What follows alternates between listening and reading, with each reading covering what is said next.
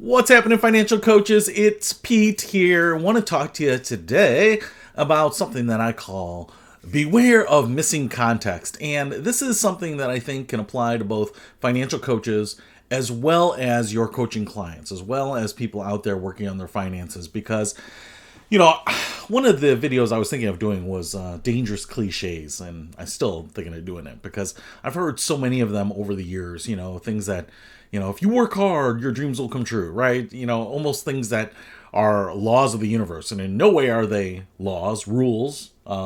Sometimes they're not even very well correlated. But what also gets me sometimes is, and I understand where it comes from, but where we are missing key context in things. We're missing key context in the way people are giving advice and the way they're suggesting things, and it leads us to making bad decisions. In financial coaching, it can be that there are people out there who financial coach but don't need the money, and so it's a happy-go-lucky lifestyle for them. I've always worked because I've always needed to put food on the table, pay my bills, those types of things. I was not born with a silver spoon. I did not come from money. My safety net was pretty thin most of the time.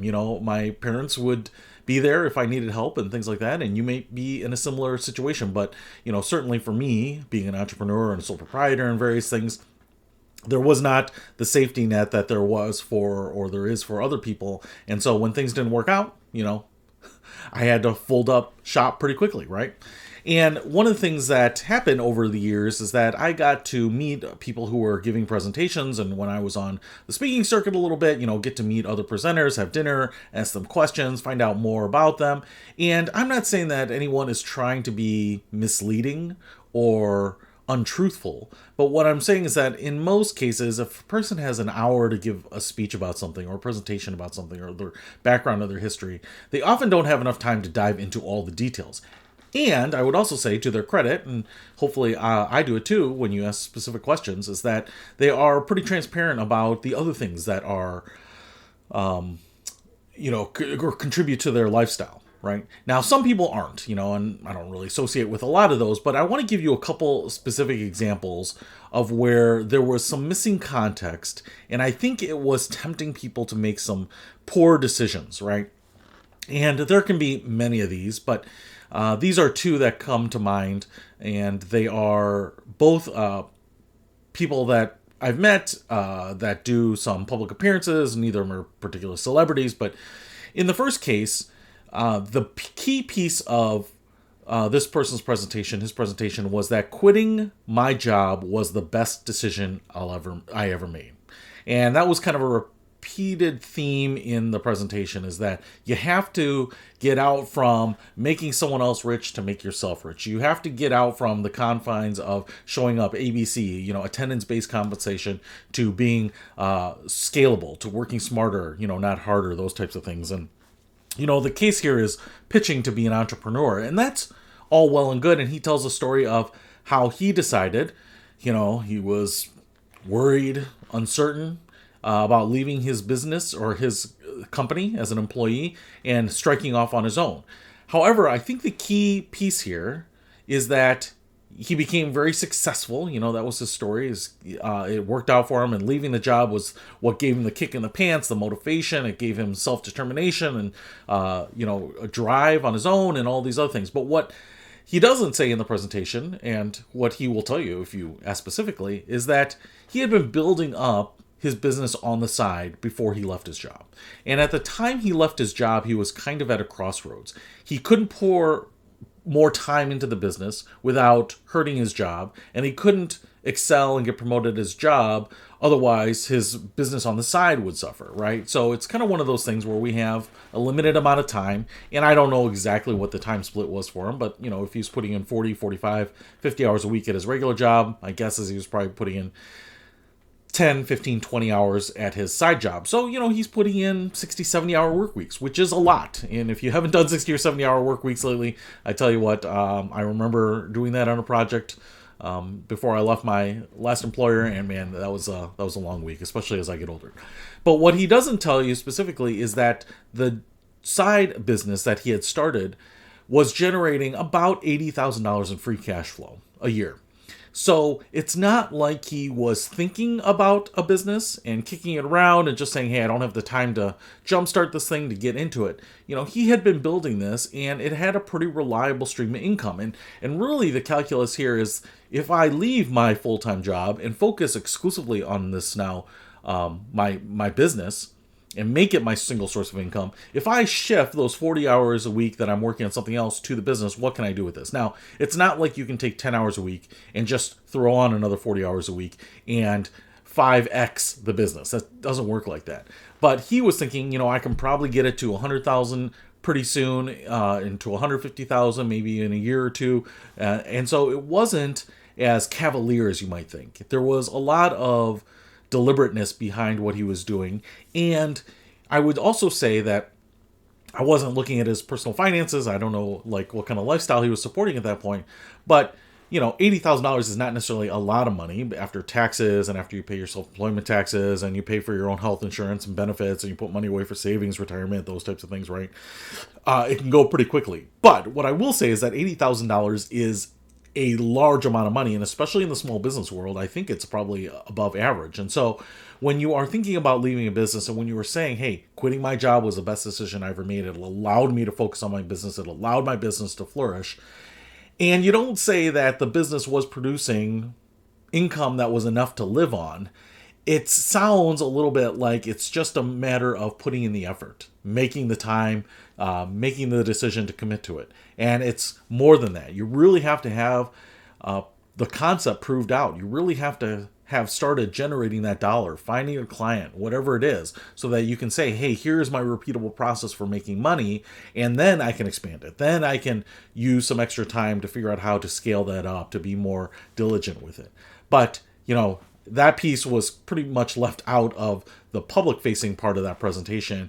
And I saw a lot of people saying, maybe I should quit my job. Maybe I just haven't been unleashed, as it were. Maybe I just haven't had time to really sit down and think of what my passion is or what business opportunities there are. And the reality is that can be very dangerous for people to suddenly take their income, which maintains their lifestyle, drop it to zero, and create a hole for them very, very quickly that maybe entrepreneurship will never fill, right? We'll never get back to that same level. And so you're better off staying at that job. So what I wish here is that the idea of, or the cliche of quitting my job was the best decision I ever made, was filled with more context. Now, the second example I want to give you here is a lady I know, and she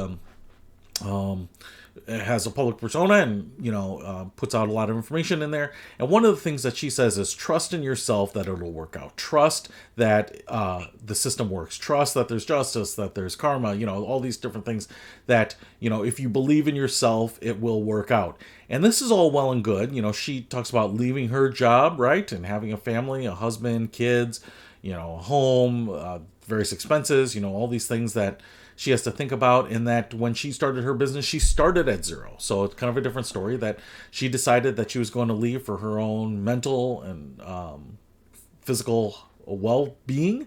And so she started a business because she wanted to have that freedom, the time with her kids. She wanted to be in a place where she could see them grow up. She wanted to be able to go on vacations whenever she wanted to. And, it really just took having the mindset of success and trusting that her efforts would pay off. What she also does is she shows a lot of those trappings of success, right? Trips to Cabo and St. Bart's and trips on, chartered airplanes and driving a Bentley and,